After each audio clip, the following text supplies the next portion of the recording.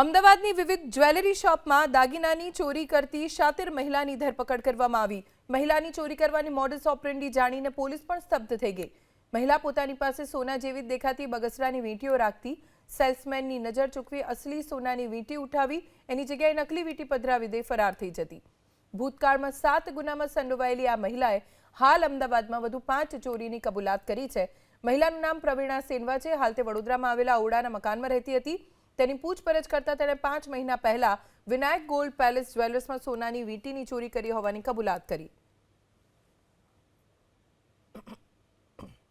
ગયા 8મા મહિનામાં 2025માં અમદાવાદ સિટીમાં અલગ અલગ જ્વેલર્સમાં ત્યાં આ પ્રવીણા રૂપે ટીની જેને અલગ અલગ જ્વેલર્સમાં જઈને પોતાની પાસેની બગસરાની વીંટી પેલા લોકોની જે જ્વેલર્સના માલિક અથવા જે કામ કરવાવાળા માણસો છે એની નજર ચૂકવીને મૂકી અને બીજી ઓરિજિનલ વીંટી લઈ ચૂકેલી હતી।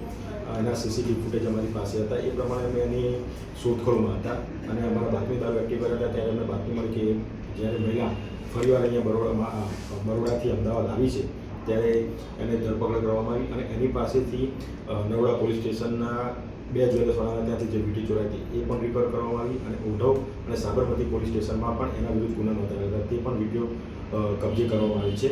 એનો ગુનાહિત ઇતિહાસ જોતાં જાણવા મળ્યું છે કે એને અગાઉ પણ અમદાવાદ સિટીમાં ચાંદખેડા પોલીસ સ્ટેશન અને બીજા બરોડા એમ થઈને કુલ 7 પોલીસ સ્ટેશનમાં પણ આ રીતે અને આ જે ચોરી કરેલી છે।